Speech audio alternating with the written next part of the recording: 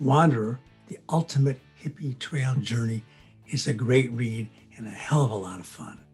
Check it out. Follow the journey and our route on our website at wandererbook.com.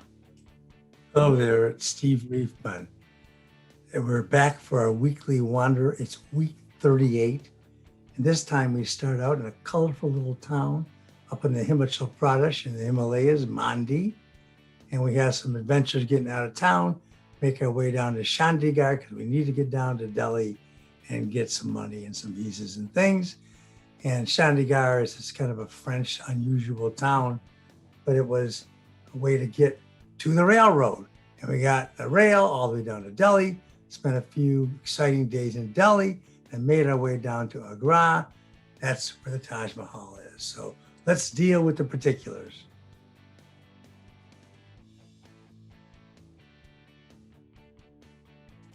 It's June 20, 1971, Sunday.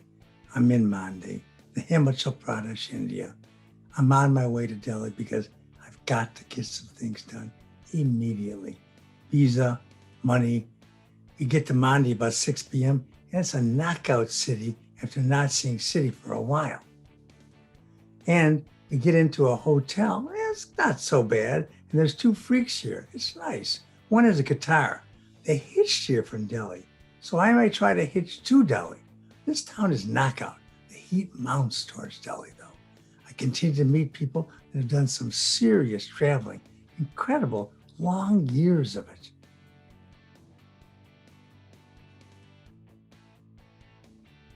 Mandi had a vibe about it. It was an exciting little town.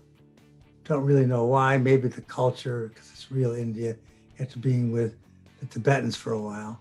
And we really were enjoying ourselves. And of course, there's hippies coming and going. Why? Because it's a place to get through to the mountains and to make your way into the Kashmir and things of that sort from Delhi. Well, we're going the other way. But as you can see, there's a lot of picturesque buildings. It's an exciting town and a cool town. But it's time for us to hit the road. And that means spend a night or two and get on towards Delhi.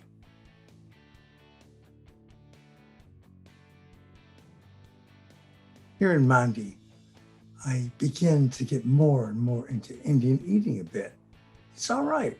Fried dal, a small green legume, is cooked in oil in the frying pan, served with rice and chapata bread. Moving down that long, lonely highway, I just weighed myself, and it was a mind blower. 134 pounds, like a 12-year-old. I can't believe it, and I don't know whether to trust the scale. I weighed at least 160 pounds when I left home. I bought some Indian pajama type striped trousers, and Dick has a mauve, sort of purple, two-piece suit. We're going native, more and more as we pick up a cloth, a scarf, and more, very cheaply.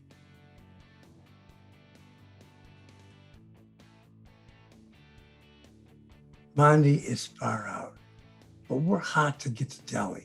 We go out to the highway tax post station, the Octroy Post, 1.5 miles out of town of straight walking. It was so beautiful with the dark star-filled sky along a mountain road and the river rushing down below. Wow. Dick and I literally laid on the highway watching the stars with our heads in our packs as it was clear that no trucks would be coming at night, as we had been misinformed by some freaks. We actually fall asleep on the side of the road and are awakened by a car flashing by us as it swerves to miss us. Scary and heavy trip. We sleep on the side of the road, but rain awakes us about 5 a.m. So we go onto the porch of the Octroy Post, a public road agency, common in India. Octroy is some kind of a tax paid. Here we are on the edge of the city looking for those trucks.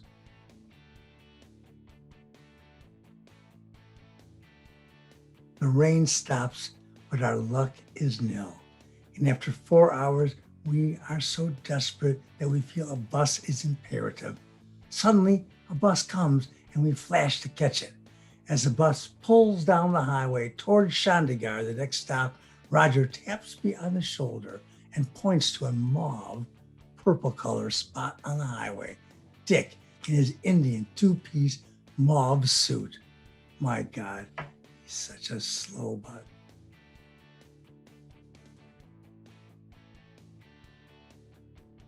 Let's take a look at this out-of-place Chandigarh. Everything's just a little different here. Doesn't really seem like India much. Well, they got flowers everywhere, but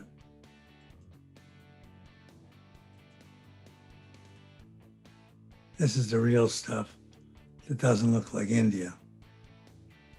I was there to see India, but we were just passing through anyway. And there certainly are remnants.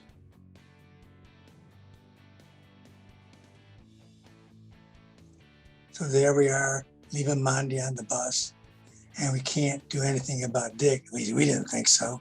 And Roger and I go on through a grueling bus ride, watching the mountains subside into the plains, and we find Chandigarh, a bummer, modern, and out-of-place city, designed by the famous French architect Le Corbusier.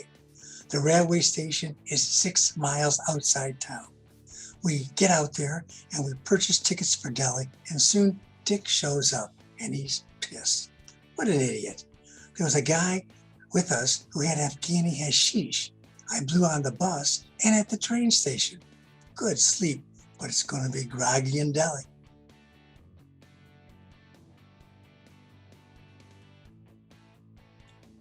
Effing Delhi, a mind blower. People, poverty, oxen, carts, scooters, cows, filth. We get a hotel in the old city and are off for an incredible day of activity in much rain, making it a cool Delhi. American Express for letters. From friends. Wow, great. I get an offer to become a house painter again with my old partner.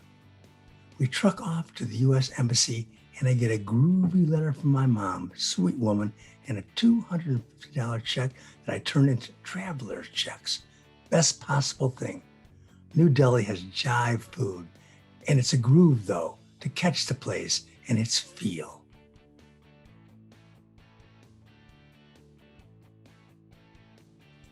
A very heavy day ends with Dick and I in this incredible astrology garden of huge concrete structures pointing to certain stars and planets that make some playground for us. We climb on a huge staircase pointing to the North Star for a blow, and we meet some cats who sell 2 kilos of Afghani hashish to a local fellow. We go with them to a hotel, and I get stone tripping from a blend of premium Afghani and opium. I get way too high and bow out as my sweet little water pipe made of black metal goes around, plus other heavy shit. I was actually tripping. I get out, we eat a big chicken meal at a restaurant, then we go back to our hotel in an insane ride in a cart to the Mine Screw of Delhi. Then we have some hot milks before bed.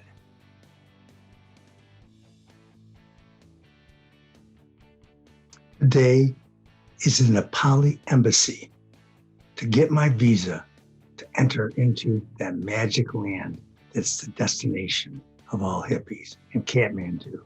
Then eating cheese and shopping about. We enter with the boys, the English guys, to phone dear old England into a post office. We come back finally here to the hotel where I read a bit of the Gita today. Yeah, the Bhagavad Gita makes sense in India, and I read my letters. I send off a letter written on my brother Alvin's birthday as a celebration. The letters I received were nice, but they seem to have a bit less impact than past sets. It's been a while that I've been away. Much goes on in my head. Thoughts of richness, mentally and physically, plague me and go through to my soul. Sometimes I get very evil in my daily actions, but I shall continue to search for truth on my own way. My buddy Gary sounds really good with much good spiritual vibrations.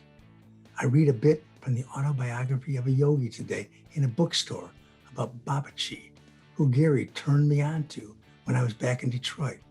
I really feel India and Delhi. My God, I gave a kid bakshish, a tip. I'm getting soft. Too much food and gluttony today. I get horrible feelings, but I'll leave this place soon. Much expense, but it's a great relief to have funds again. I got $50 more than I expected for gifts, etc.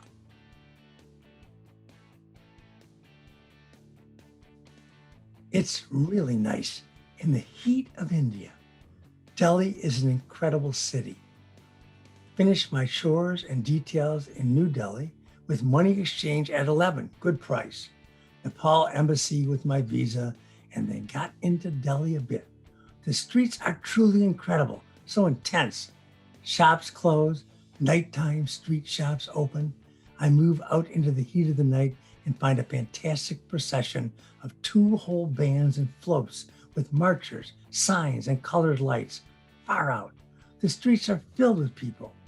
And then it's a train to Agra, full up on a military car. Crazy hot scrunch on the floor. The trains of India are really a world out of their own, and third class shows you the world of India.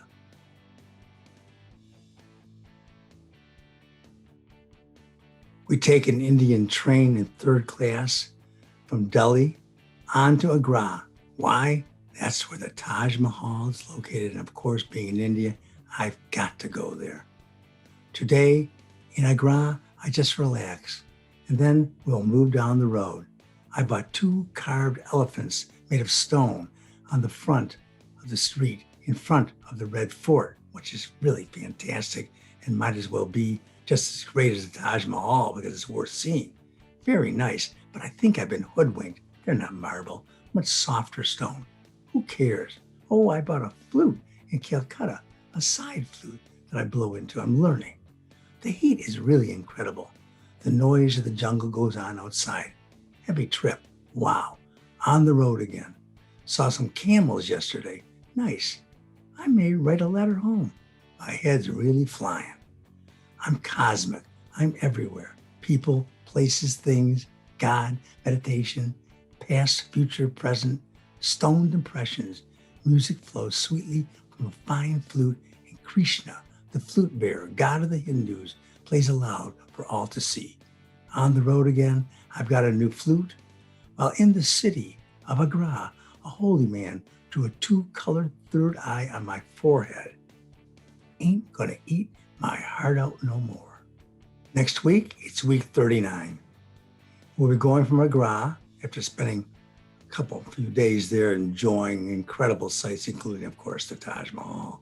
And then it's by train to Varanasi, also known as Benares, the famous home of the Ghats, where the bodies are burnt and the pilgrimages go to the Ganges River. And then it's up towards the border on an adventure, and we end the week that way. We'll see you then. The Wander is a great read. It uses something we call the active voice. It's a hell of a lot of fun. You feel like you're right there experiencing it with our wanderer. And follow our route of the journey on our website at wandererbook.com. The money situation can really put a person in a bind. I don't know what I would have done without the money sent from home. I'm glad I don't have to find out. The letters I received are nice, but they have less impact on me since I've been gone so long. Home feels so far away as a distant planet when compared to India. The next day, Richard, Roger, and I go to the Nepal embassy. The 2 blokes will be departing for Australia from Nepal. We've been a traveling team for quite a while, but I will be ready to be on my own soon. We've been getting snippy with each other lately. The heat and humidity coupled with the endless people makes for a recipe of short tempers. I accompany the guys to a phone booth as they call family in dear old England. They're both really homesick now. I feel more distant from my kin. Talking with my people back home would be too much for me. I'm insulated myself from those emotions and thoughts